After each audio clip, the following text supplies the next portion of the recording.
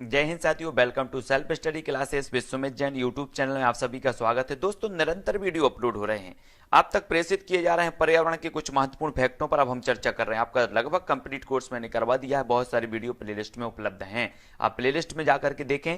और आज हम आपको बताने वाले हैं जो प्रमुख आपकी परीक्षाओं में पूछे जा सकते क्वेश्चन हैं, इनको 100% आपको रट लेना है। देखो, सबसे पहले आपको क्या देखना है, टाइगर मैन ऑफ इंडिया किसे कहा जाता है, आपसे पूछा जाएगा तो कहा जाता है कैलाश सांखला साहब को टाइगर मैन ऑफ इंडिया। ठीक है।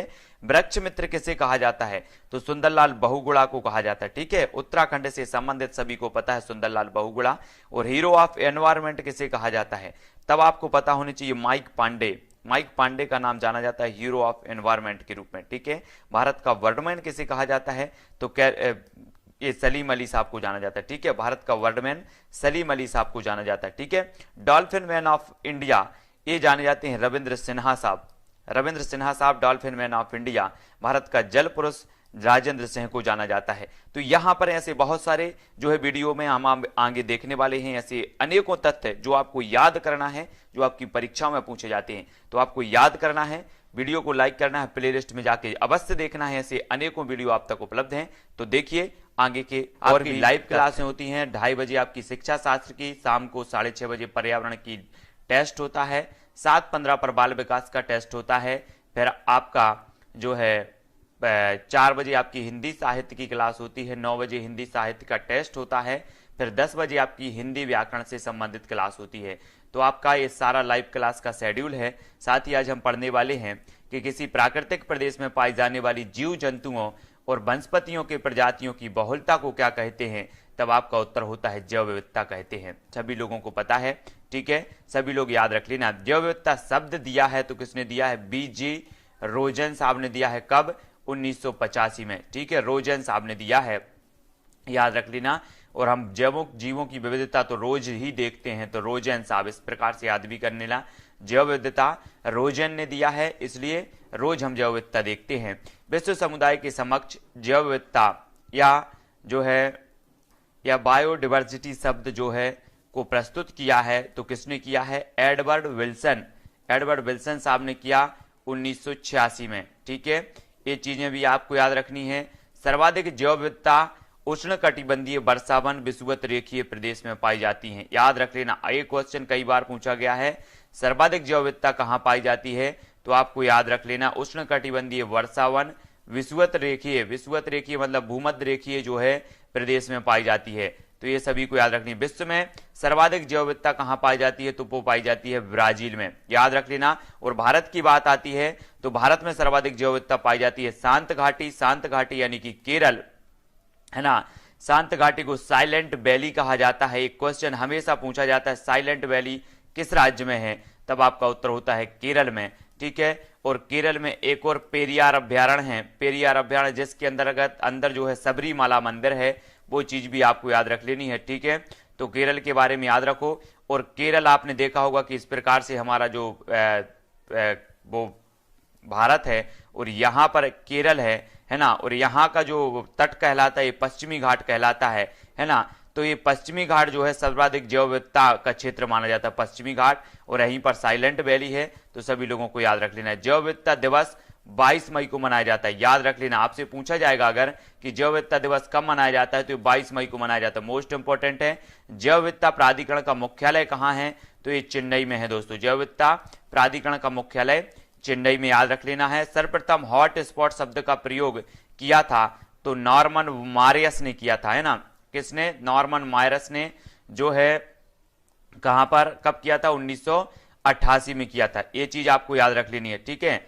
हाँ, विश्व में कुल हॉट स्पॉट हैं, तो भारत के कुल हॉट स्पॉट देखो, एक पूर्वी हिमालय और पश्चिमी घाट, ये भारत के हॉट स्पॉट क्षेत्र हैं। आपसे पूछा जाएगा निम्न में से बताइए कौन सा हॉट स्पॉट क्षेत्र है, तो पूर्वी हिमालय है और पश्चिमी घाट है। ठीक है, ये चीज सभी को याद रख लेनी है ना। और विश्व की बात करें तो मेडागास्कर, हिंद महासागर द्वीप समूह, फिलीपींस, ब्राजील का अटलांटिक वन, अफ्रीका का हॉर्न, कैलिफोर्निया का फूलवादी प्रांत है, चिली सर्दी वर्षावन है, और कैरिबियाई द्वीप हॉटस्पॉट म्यांमार भारत, और भारत का जो है पश्चिमी घाट है। ये सभी को याद रखनी नहीं है। प्रमुख घाटी देख लेते हैं। दून घाटी आपसे पूछा जाएगा, दून घाटी कहां पर है, तो ये उत्तराखंड में दून घाटी, ठीक है। और देहरादून इसकी राजधानी है, तो दून आ रहा है, तो दून से आप समझ जाओ देहरादून, तो दून आ रहा है, तो दून उत्तराखंड में होगा। मरखा घाटी, मरखा घाटी ये जम्मू कश्मीर में, मरखा है ना, कहां पर है, जम्मू कश्मीर में। फूलों की घाटी हमेशा पूछी जाती है, फूलों की घाटी कहां पर है, तब आपका उत्तर होगा उत्तराखंड में फूलों की घाटी, ठीक है। हाँ, यहाँ पर उत्तराखंड में चिपको आंदोलन आपको पता होगा, और एक फूलों की घाटी चमोली जिला में है उत्तराखंड के, और चिपको आंदोलन संबंधित है उत्तराखंड से, है ना, सुंदरलाल बहुगुणा, तो उनसे भी आपको याद रख लेना है। शांत घाटी राष्ट्रीय उद्यान एक केरल में है, साइलेंट वैली, ठीक है। लाहौल घाटी हिमाचल प्रदेश में, लाहौल घाटी। पार्वती घाटी भी हिमाचल प्रदेश में, तो ये घाटी भी आपसे पूछी जाती है, तो इनको सभी को याद रख लेना है, ठीक है, बहुत ही महत्वपूर्ण हो जाती है। इनको और भी देख लेते हैं जो आपके लिए महत्वपूर्ण है। अब यहाँ पर कुछ हम भारत के प्रमुख राष्ट्रीय उद्यान और वन्यजीव अभ्यारण्य देखेंगे, जो एक तो आपसे एक क्वेश्चन तो पर्यावरण में यहाँ से बनता ही है, तो सभी लोगों को याद रख लेना है, ठीक है। राष्ट्रीय उद्यान में देखेंगे यहाँ पर वन्यजीव अभ्यारण्य और राज्य, ठीक है। जिम कॉर्बेट राष्ट्रीय उद्यान कहाँ पर है, तो ये नैनीताल उत्तराखंड में है, याद रख लेना, जिम कॉर्बेट राष्ट्रीय उद्यान, ठीक है। ये कहाँ पर है, नैनीताल में है, नैनीताल उत्तराखंड में। और जिम करबे हमें कहाँ जाना है, नैनीताल जाना है, जिम करने कहाँ जाना है, नैनीताल उत्तराखंड। दुधवा राष्ट्रीय उद्यान ये लखीमपुर खीरी उत्तर प्रदेश में है ना, तो दुधवा से तो दूध बना है, और दूध उत्पादन में उत्तर प्रदेश का प्रथम स्थान है। पशु संख्या भी यहीं पर ज्यादा है। अगर आपसे पूछा जाएगा कि जो है पशु जनगणना के अनुसार पशु सबसे ज्यादा कहां पर हैं, तो उत्तर प्रदेश में पशु जनसंख्या। और ये दुधवा राष्ट्रीय उद्यान भी कहां पर है, लखीमपुर उत्तर प्रदेश, हमेशा पूछा जाता है दुधवा राष्ट्रीय उद्यान। गिर राष्ट्रीय उद्यान ये गुजरात में है, गिर, ठीक है, गुजरात में कहां है, गुजरात में गिर राष्ट्रीय उद्यान है। और एशियाई बब्बर शेरों के लिए जाना जाता है गिर राष्ट्रीय उद्यान, ठीक है। कांजीरंगा राष्ट्रीय उद्यान ये असम है, असम में एक क्वेश्चन आपसे यहां से बनता है, एक सींग वाले गैड़ा कहां पाया जाता है, तब आपका उत्तर होगा कांजीरंगा राष्ट्रीय उद्यान, जो कि कहां पर है, असम में है। मानस राष्ट्रीय उद्यान ये भी असम में है, तो सभी को याद रख लेना, मानस राष्ट्रीय उद्यान कहां पर है, असम में। सुंदरबन राष्ट्रीय उद्यान ये पश्चिम बंगाल में है, ठीक है, याद रखो बंगाल, और बंगाल से बनेगा बंगला, तो बंगला हमें कैसा बनाना है, सुंदर बनाना है, सुंदर, तो सुंदरबन कहां होगा, पश्चिम बंगाल में, ठीक है। सरिस्का राष्ट्रीय उद्यान राजस्थान में है, ठीक है, कहां पर है सरिस्का, ये राजस्थान में है, सभी लोग याद रख लेना। दचीगाम राष्ट्रीय उद्यान ये जम्मू कश्मीर में है, कहां पर है, दचीगाम, ये जम्मू कश्मीर में, कई बार पूछा गया जम्मू, है ना। तो कान्हा राष्ट्रीय उद्यान बताना है, कान्हा, ये कान्हा किसली राष्ट्रीय उद्यान मध्य प्रदेश में है, मध्य प्रदेश के मंडला में है, ठीक है, मंडला जिले में कान्हा किसली राष्ट्रीय उद्यान, और से प्रदेश का पहला राष्ट्रीय उद्यान था। संजय गांधी राष्ट्रीय उद्यान कौन सा है, तो महाराष्ट्र, महाराष्ट्र बोरीवली, महाराष्ट्र बोरीवली में है। और इस कुछ संजय राष्ट्रीय उद्यान का मध्य प्रदेश में भी हिस्सा मिलता है, तो संजय गांधी राष्ट्रीय उद्यान, लेकिन वो संजय राष्ट्रीय उद्यान है ना, तो संजय गांधी राष्ट्रीय उद्यान महाराष्ट्र में बोरीवली। कंचनजंगा राष्ट्रीय उद्यान ये सिक्किम में है, कंचनजंगा, तो याद रख लेना, कंचनजंगा आपने चोटी पढ़ी होगी, है ना, तो ये सिक्किम में है। कैंपबेल बे राष्ट्रीय उद्यान अंडमान निकोबार द्वीप समूह में है, कैंपबेल बे, जो महत्वपूर्ण है वो हम यहाँ पर पढ़ रहे हैं। इंद्रावती राष्ट्रीय उद्यान छत्तीसगढ़ में है। नागरहोल राजीव गांधी राष्ट्रीय उद्यान एक कर्नाटक में है, कहां पर है, कर्नाटक में। यहां पर आ रहा नागर, और नागर से क्या बनेगा, नगर, और नगर में हमें क्या करना है, नाटक करना है, तो नागरहोल कर्नाटक में। बालपक्रम ये राष्ट्रीय उद्यान कहां पर है, तो ये मेघालय में है ना।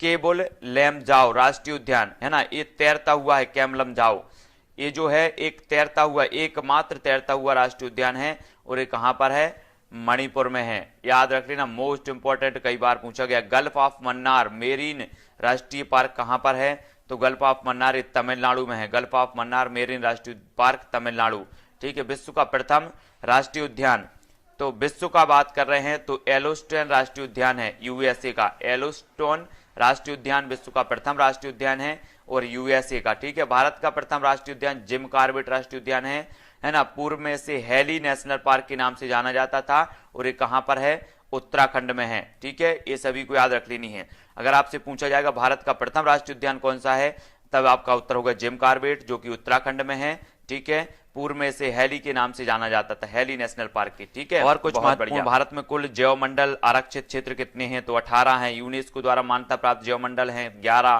प्रथम जैव मंडल आरक्षित क्षेत्र नीलगिरी है। भारत में सर्वाधिक राष्ट्रीय उद्यान कहाँ है, तो अंडमान निकोबार एवं मध्य प्रदेश में, ठीक है, तो सभी लोगों को याद रख लेना है ना। अब हम जानेंगे दोस्तों पर्यावरण से संबंधित प्रमुख अधिनियम और सम्मेलन। तो वन्य जीव संरक्षण अधिनियम एक कब बना? 1972 में बना। मोस्ट इंपोर्टेंट, वन्य जीव संरक्षण अधिनियम 1972 में, ठीक है। और वन्य जीव अनुसंधान केंद्र कहां पर है? तो आपका उत्तर होगा उत्तराखंड में, ठीक है। वन्य जीव अनुसंधान केंद्र और वन अनुसंधान केंद्र भी उत्तराखंड में है। वन संरक्षण अधिनियम 1980 में आया, ठीक है। वन संरक्षण अधिनियम 1980। वायु प्रदूषण रोकथाम एवं नियंत्रण अधिनियम ये बना 1981 में। पर्यावरण संरक्षण अधिनियम 1986, ठीक है। राष्ट्रीय वन नीति ये 1988 में आया। अगर आपसे पूछा जाएगा राष्ट्रीय वन नीति कब बनी, तो 1988 में। जल प्रदूषण रोकथाम एवं नियंत्रण अधिनियम कब बना? तो 1974 में, है ना। जल प्रदूषण उपभोक्ता संरक्षण अधिनियम कब बना? तो 1986 में बना ये, है ना। कौन? उपभोक्ता संरक्षण अधिनियम 1986। ध्वनि प्रदूषण नियमन व नियंत्रण नियम ये 2000, ठीक है। 2000 ये पूरे के पूरे आपको याद रख लेना है। प्रथम पृथ्वी सम्मेलन एजेंडा 21 के नाम से इसे जाना जाता है। तो ये रियो डू जेनेरियो में हुआ था, ब्राजील में। और ये कब हुआ था? 1992 में हुआ था। मोस्ट इंपॉर्टेंट है, आपसे पूछा जाएगा प्रथम जो पृथ्वी सम्मेलन है वो कहां हुआ था? तो रियो डू जेनेरियो जो कि ब्राजील में है, और ये 1992 में हुआ था। द्वितीय पृथ्वी सम्मेलन हुआ था जोहान्सबर्ग, दक्षिण अफ्रीका, है ना, 2002 में हुआ था। याद रख लेना, द्वितीय पृथ्वी सम्मेलन जोहान्सबर्ग में हुआ था, दक्षिण अफ्रीका, 2002। सर्वप्रथम विश्व पर्यावरण दिवस मनाया गया तो 5 जून 1974 है यहाँ पर, 1974 में, है ना। सर्वप्रथम विश्व पर्यावरण दिवस मनाया गया था 1974 में। रामसर सम्मेलन 1972 में घोषित किया गया था, ठीक है। रामसर सम्मेलन आर्द्रभूमि से संबंधित है तो 1971 ईरान। रामसर सम्मेलन आर्द्रभूमि से संबंधित 1971 ईरान। जंगल अधिकार अधिनियम 2007 में आया था, ये जंगल अधिकार अधिनियम। तो ये जो अधिकार अधिनियम है, अधिनियम इनको आपको याद रख लेना है। वन संरक्षण आंदोलन देखो, बिश्नोई आंदोलन, इससे संबंधित जो थी वो अमृता देवी बिश्नोई थी। 1731 का है ये बिश्नोई आंदोलन, अमृता देवी बिश्नोई। वृक्ष संरक्षण हेतु राजस्थान के खेजरी वृक्ष को बचाने के लिए आंदोलन चला था, तो याद रख लेना, ठीक है। चिपको आंदोलन, चिपको आंदोलन 1973, है ना, 1973 का है। सुंदरलाल बहुगुणा और चंडी प्रसाद भट्ट ये इससे संबंधित थे, चिपको आंदोलन से। और वृक्ष संरक्षण हेतु उत्तराखंड में चला था ये आंदोलन, ठीक है। अपिक्को आंदोलन, अपिक्को आंदोलन 1983 में चला, है ना। पांडुरंग हेगड़े इनसे संबंधित हैं। आपसे पूछा जाएगा निम्न में से बताइए कौन अपिक्को आंदोलन से संबंधित हैं, तो आपको पता होनी चाहिए पांडुरंग हेगड़े, है ना। कौन चिपको आंदोलन से संबंधित हैं? सुंदरलाल बहुगुणा और चंडी प्रसाद भट्ट। और कौन बिश्नोई आंदोलन से संबंधित हैं? तो अमृता देवी बिश्नोई। आपसे पूछा जाएगा बिश्नोई आंदोलन किस राज्य से संबंधित है, तो आपका उत्तर होगा राजस्थान। चिपको आंदोलन किस राज्य से संबंधित है, तो उत्तराखंड, है ना। और जो अपिक्को आंदोलन है वो कर्नाटक से संबंधित है। तो ये सारे के सारे क्वेश्चन यहां से आपके बनते हैं। इन सारे क्वेश्चनों के लिए हमें तैयार रहना है। अगला देख लेते हैं, अगला और कुछ महत्वपूर्ण है तो देख लेते हैं। नवधान्य आंदोलन, ये वंदना जो है सेवा संबंधित है, इसके जैविक खेती और जैव विविधता संरक्षण से हैं। 1987 में नर्मदा बचाओ आंदोलन यहां से संबंधित है, मेधा पाटकर और बाबा आमटे, ये 1985 का है। सरदार सरोवर बांध का संरक्षण गुजरात, है ना, गुजरात में सरदार सरोवर बांध बना है नर्मदा नदी पर, और इन्होंने नर्मदा बचाओ आंदोलन चलाया था। मेधा पाटकर, बाबा आमटे इससे संबंधित है 1985 में। साइलेंट वैली आंदोलन, ये सुगाथा कुमारी संबंधित हैं साइलेंट वैली से। साइलेंट वैली हमने पढ़ा था, ये केरल में है ना। जैव विविधता का जो है स्पॉट माना जाता है साइलेंट वैली। शांत घाटी इसे कहा जाता है। सुगाथा कुमारी ये शांत घाटी केरल में है। जैव विविधता का संरक्षण। पर्यावरणीय पुस्तक एवं उसके लेखक देख लेते हैं। तो टुमारो बायोडाइवर्सिटी, इसके लेखक कौन है, तो वंदना सिवा है। संरक्षण एवं विनाश सरला बहन है, सरला बहन, है ना। संरक्षण एवं विनाश पुस्तक की लेखक कौन है, सरला बहन। स्पर्श गंगा रमेश पोखरियाल निशंक हैं।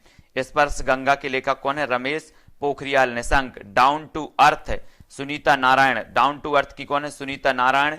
और from green to evergreen revolution, तो इसकी कौन है, तो इसके हैं डॉक्टर एम.एस. स्वामीनाथन। आपको पता है भारत में हरित क्रांति के जनक माने जाते हैं एम.एस. स्वामीनाथन साहब, और इनकी पुस्तक है from green to evergreen revolution, तो याद रख लेना है। सुंदरलाल बहुगुणा की धरती की पुकार, इनकी एक पुस्तक है धरती की पुकार। आपसे पूछा जाएगा धरती की पुकार पुस्तक के लेखक कौन है, तब आपको उत्तर होना चाहिए सुंदरलाल बहुगुणा।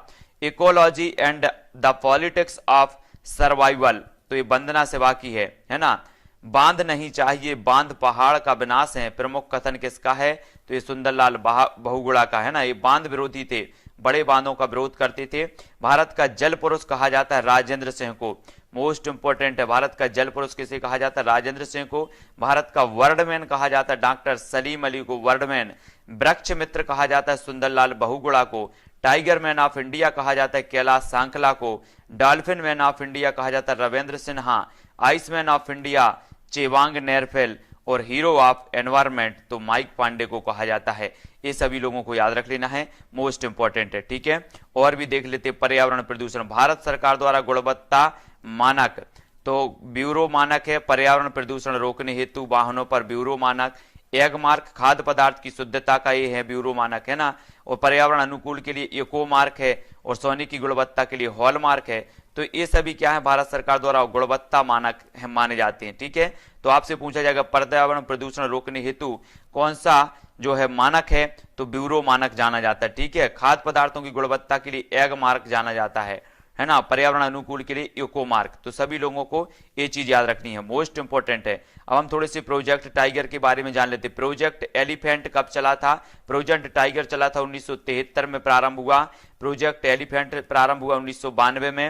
हंगोल परियोजना 1970, गैंडा परियोजना 1987, समुद्री कछुआ परियोजना 1975, प्रोजेक्ट रेड पांडा 1996, और हिम तेंदुआ परियोजना 2009, और गिद्ध संरक्षण परियोजना 2006 में चली, ठीक है।